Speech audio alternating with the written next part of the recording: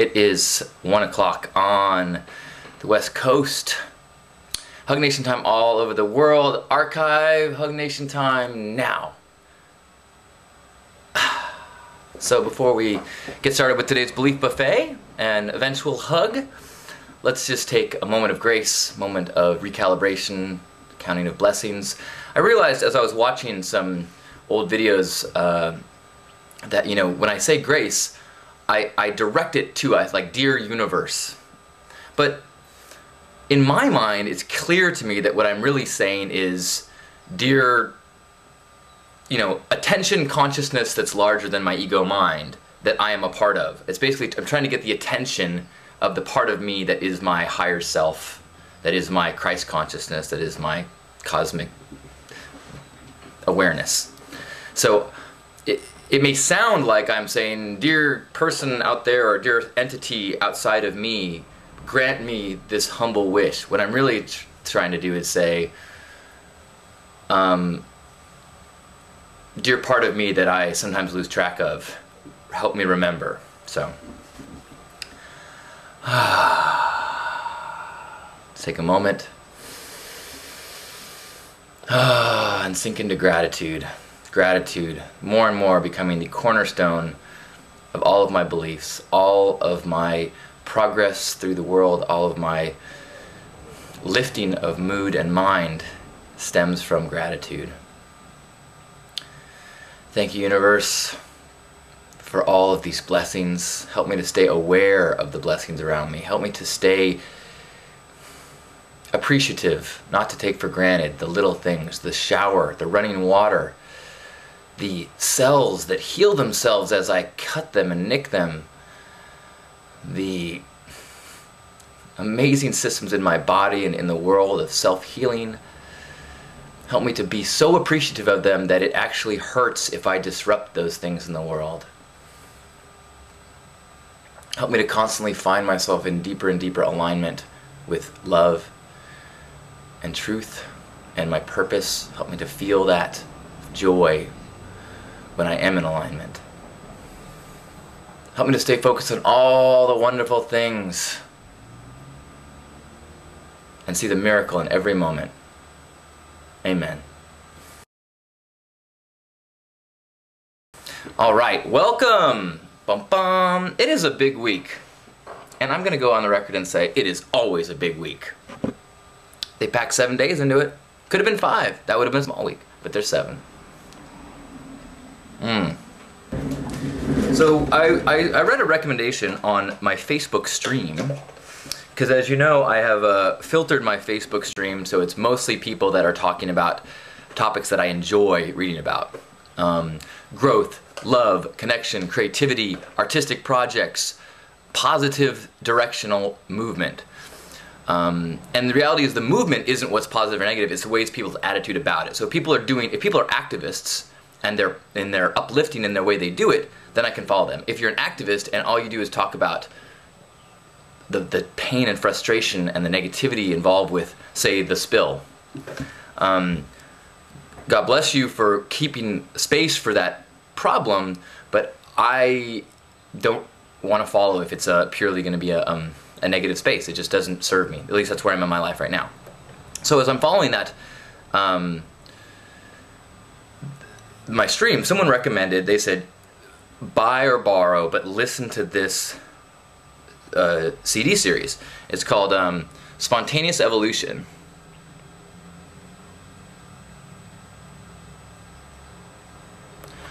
And by Bruce Lipton and Steve Bhareman. And I'm on disc 2 right now, and it has already blown my mind. There's so many little, I mean, it's still just setting the scene, and my mind is just like exploded. So I want to just touch a couple of the premises in there, ideas in there that really hit me, and I'm also, I think I'm going to try to make a listing of some of these lecture series that have been so incredible to me. I mean, if you add the Alan Watts lecture series, this one, some Byron Katie, you know, you can by listening to CDs during your commute, I think you can get a rock solid spiritual education in a matter of weekends. But so the spontaneous evolution one of it starts with kind of saying, look, textbooks are 15 to 20 years behind the current state of science. So what we have as the cultural norm, what we are raising ourselves to understand the way the world works and scientifically, is decades behind what science is actually finding. And because there is so much weird things about science and belief, it then has to go, it gets complicated. And so this, I think, is talking about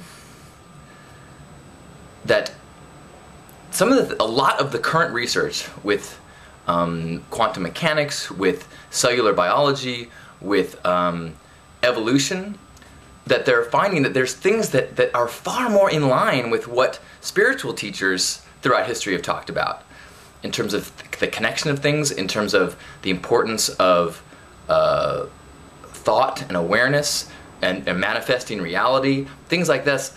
But that because of our culture is so narrow-minded in the way we raise ourselves, that we can't see these things. We can't even perceive. They seem crazy, or they bring up a lot of examples of how crazy beliefs throughout history.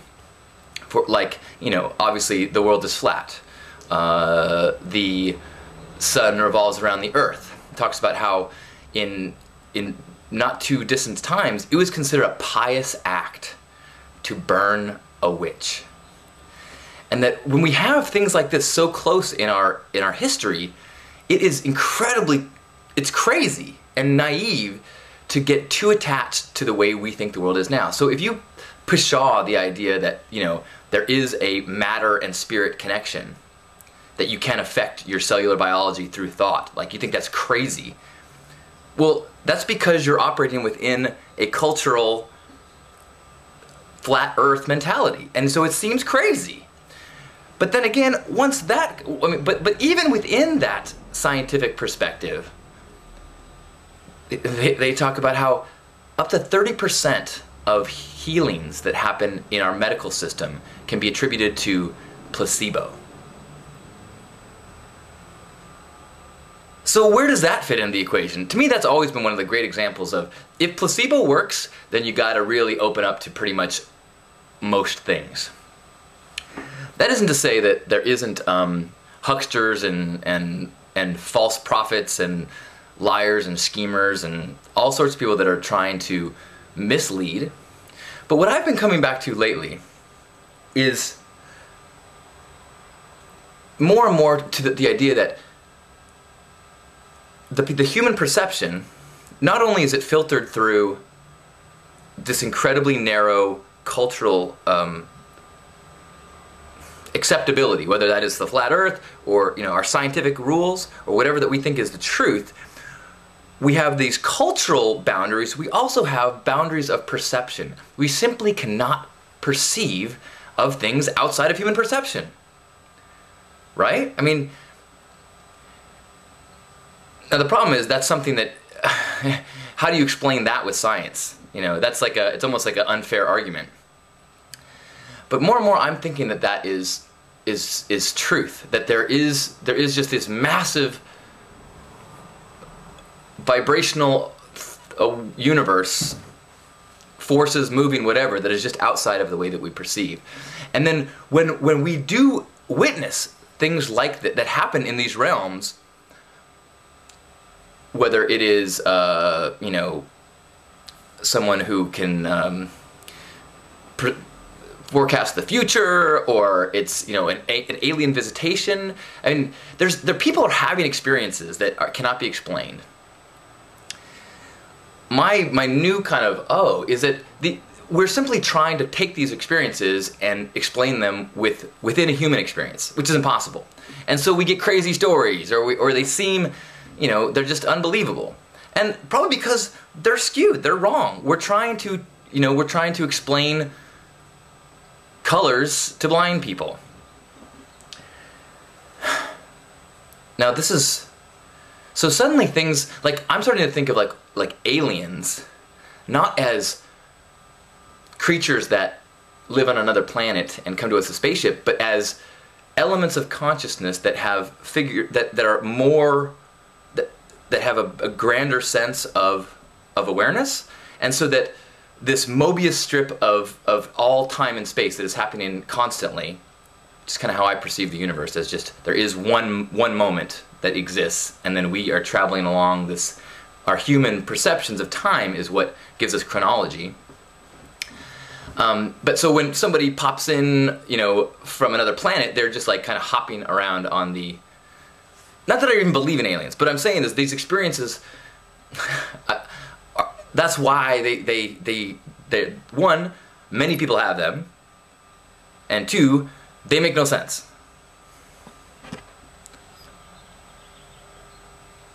Now, one thing that was really cool that he talks about here is a quote by Albert Einstein. He says, "The field is the only reality. There is no place in this new kind of physics both for the field and matter, for the field is the only reality." Now, they give an awesome example about what that means, and I just think it's kind of makes me go, whoa. They said, okay, let's say you grind down iron filings, and you sprinkle them onto a piece of paper, and just randomly there's just kind of a random flecks of iron everywhere. You do it 1,000 times, it's different every time, it's just random flecks of iron filings. Now, you put a magnet underneath there, and the iron filings will create this like incredibly beautiful pattern. Why? Because of the electromagnetic field that is directing where these pieces all fall into place. Now, with our current state of science, with our current definition of how science works and how the world works, it's a Newtonian, like, break it down into its pieces and analyze the atoms, and try to understand it by breaking down the pieces and how it works. If you did that in this example and you just studied the iron filings, you would never understand why they form into a field. And so what I think they're saying, in this, and as well what Einstein is saying, is that we're missing a massive piece of what holds the universe together. These fields. What is a body? A body is not a thing. A body is a community of trillions of cells. Each cell isn't a thing. It's a collection of pieces of matter, held together with fields. So, to me, the takeaway here is not, well, how do you explain all this stuff? The takeaway is, let go of trying to understand it all, and just be open to the idea that be open to the idea that anything is possible, and that any explanation that doesn't resonate could be a result of just our cultural hypnosis, which I heard in the chat room, as well as the inability to measure, perceive, or put into our, not just physical boxes, but we can't even, it's like ultraviolet until we have the tools.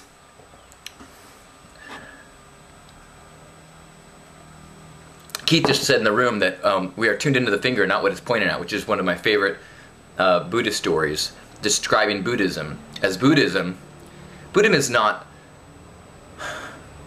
They said that Buddhism is a finger pointing to the moon, and the moon being a sense of enlightenment, or a moon being the goal of a spiritual practice. The finger is the toning bowls, the sitting pattern, whatever your practices are to try to get you into a place so that you can perceive the moon.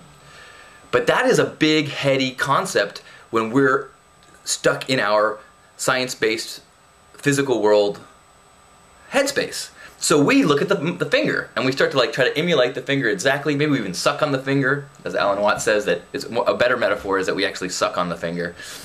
And I think that it's a liberating progress to go from specifics to directives. It's not about destination, it's about flow. It's not about specifics, it's about intention. It's not about, matter, it's about field. Woo, heavy, big stuff. And I'm only on disc 2, so who knows where we're going to go over there. I mean, the idea is that there's spontaneous evolution, and they're this kind of optimistic thought that that evolution doesn't happen and this is based on different research, the evolutionary idea is that evolution does not happen necessarily as we used to think. Darwinian, like in this millions and millions of slow changes over years, but it actually happens in spurts.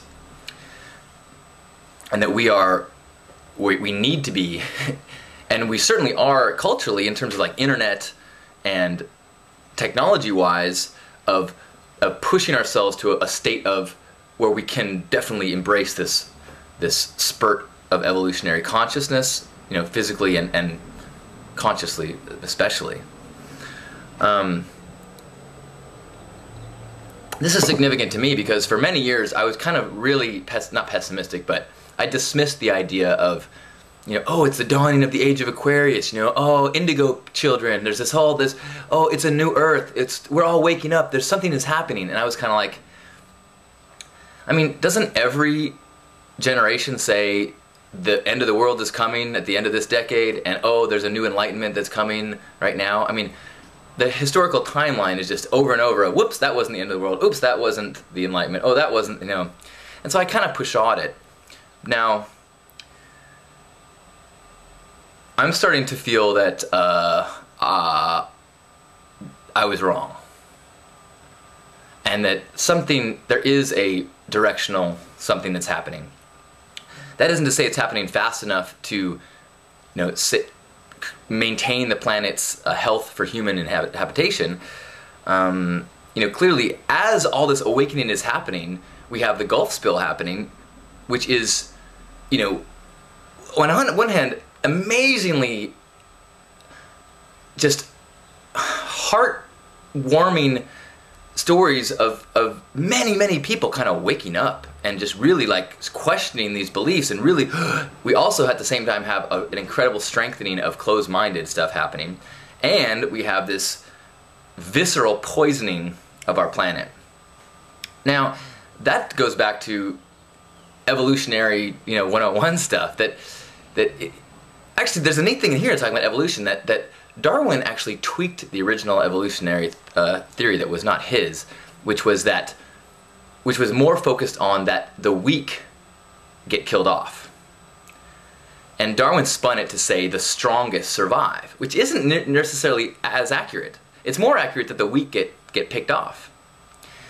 But by switching it, man, this is such an incredible, I highly recommend this, but by switching it, it's a cultural shift that tends to put success and dominance as a respectable trait, as opposed to not being a failure, or not being weak is a lot different than being strong and dominant. So we start putting, and you see it in the way that we build our cities, the way that we build our cultures, the way that we build our companies.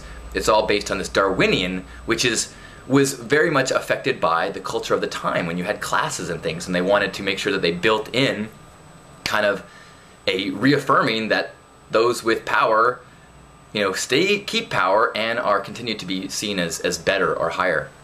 Ugh, crazy. Now,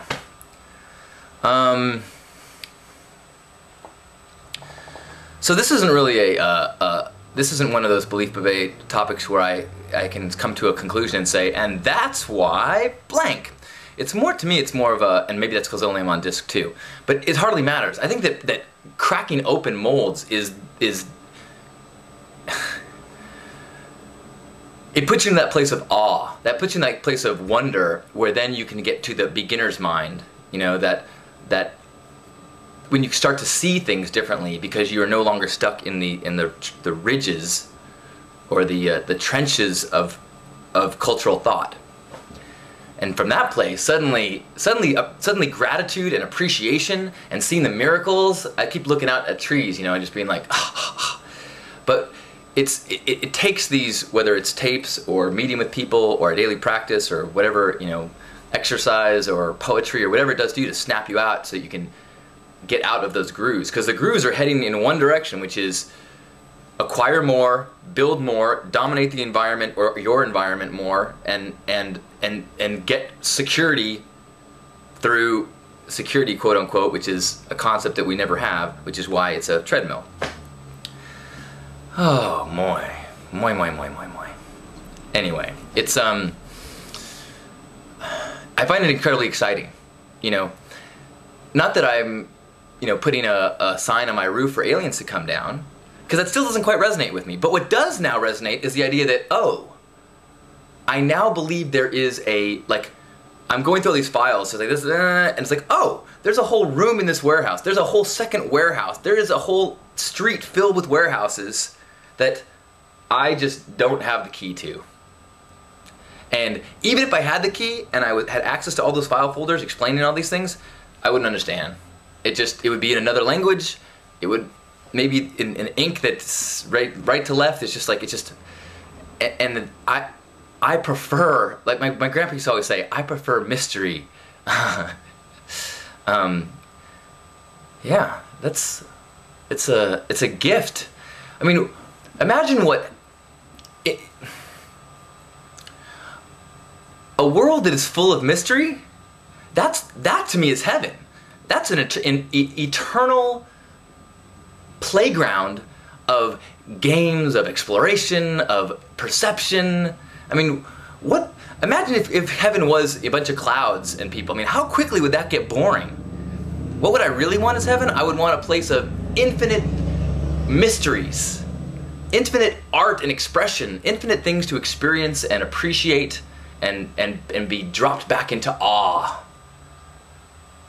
I don't want to hang out with, you know, people's dead pets. That sounds, I mean, sure, I'm sure we'd be nice. But what if, well, but I digress. All right, well, I hope the infinite mysteries are treating you well. Because another thing that happens here is that I think that in this state of oh my gosh, anything is possible, is that things like law of attraction, things like your perception and your vibrations affect the world that you live in. Not just your personal, but your cultural views. I mean, it starts to, at the same time that it puts you in a place of total, like, joyful ignorance, it also puts you in a place of ultimate power, because you see that you are not a victim in this world. You are a vital part of it, and the way that you perceive this world helps to create it.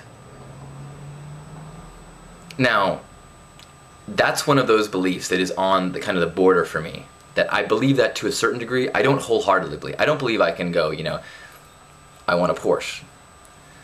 Partially because I don't actually believe that's possible. When I went to go see Bashar, who is a alien entity, I think, that spoke at Light in a Bottle. And this was one of the things that actually was significant for me in terms of this shift in awareness. So I went to go see, at Light in a Bottle, there's a gentleman who channels an entity named Bashar. And I went to go check it out, partially because I was a skeptic and I'd heard people, you know, I'd never seen someone, I've read books that were channeled, you know, like Abraham is an example, but, you know, I wanted to check this out with a skeptic's heart, but curious. And as he started talking, I found myself going, yes, yes! And I was laughing and clapping and going, yes, oh my gosh, like here are the ideas that have been making sense to me lately, and here was somebody saying it with this powerful conviction that this is the way the universe is. And I was like, whoa. And one of the things that he was talking about is this whole, you know, if your cancer doesn't go away, it's because you believe that it won't. I mean, I know that that's a hard thing to get your head around, but all of our limiting beliefs control our world, and all of our, you know, possibility beliefs control our world. Anyway, the bigger takeaway for me in that was not so much the specifics that he said. Well, I guess that was significant, but also in that you know, whatever the backstory behind the entity Bashar is, I know of the mind that the backstory about his alien entity-ness is merely an attempt to try to help us put it into our human perception. I believe that whatever channel that is not something that can be explained with the awareness that we have right now. So they even say stuff like what you would call an extraterrestrial or something like that, because it's like we don't have the space. And yet somehow it gets this information gets transferred in a way that is, to me, felt like truth. So I don't know. It's powerful and it's life-changing, and I feel very excited, as well as like scratching the surface. I think I felt that way for a couple of years now, where I kind of feel like I've just kind of like climbing, I'm kind of just peeking over this next plateau of consciousness. So let's just take a moment now and have the HugNation Hug, which is the real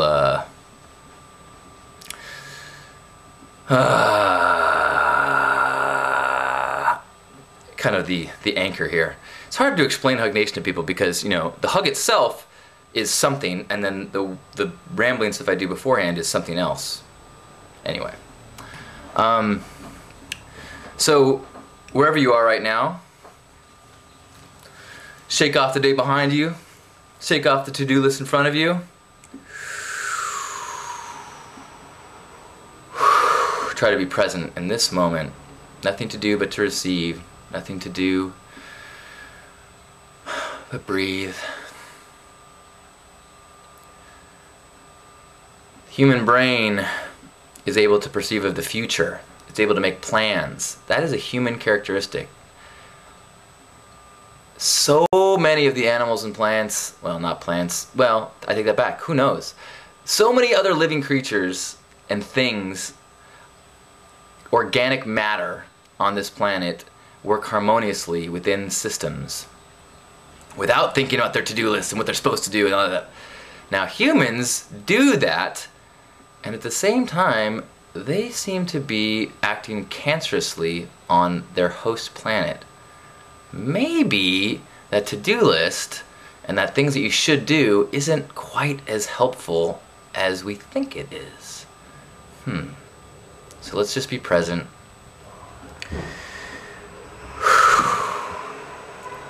As we think about all the things on the news that have made us crazy and frustrated, let's remember that a lot of the actions that are making us angry are happening on a level not of, oh, I might get a delivery. Well, we'll see how it goes. A lot of the, that people are acting in their ego spaces, the insecurities, the need to, sorry, there's someone outside.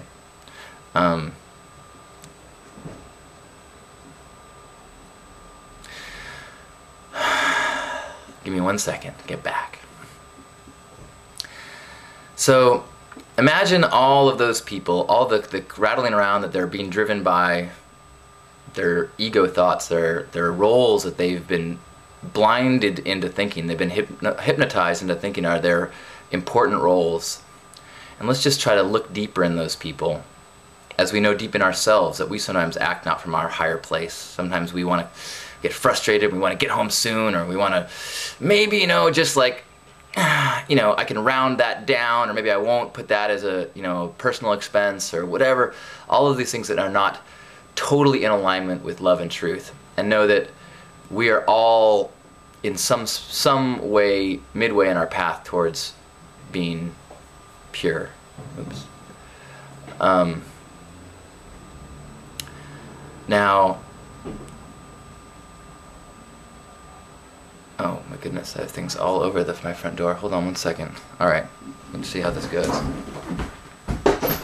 Hello. Hello? Wow. What did I get? I don't know, I was wondering the same thing. They're fuchsia. Ooh, I think they're water bottles or something. Cool, thank you. Really light, so yeah, I was thinking bugs. All right, well this is this may be a time-sensitive thing. I'm gonna open this up. Wow. Wow, that's a lot. 8 boxes. 8 boxes.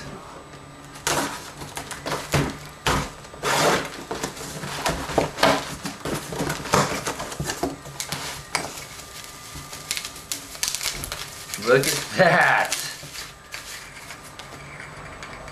Thank you. Thank you very much.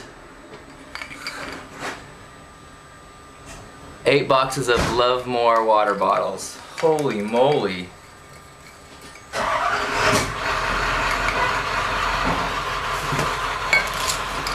Wow.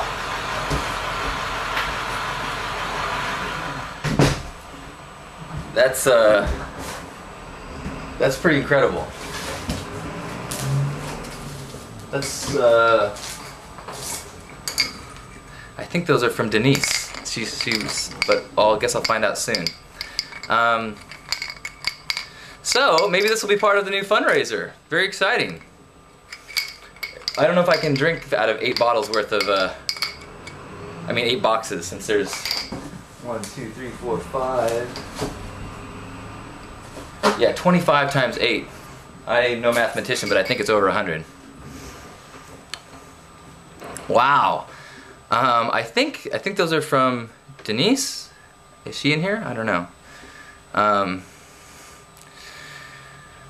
Wow, exciting. You only live once. Enjoy the color.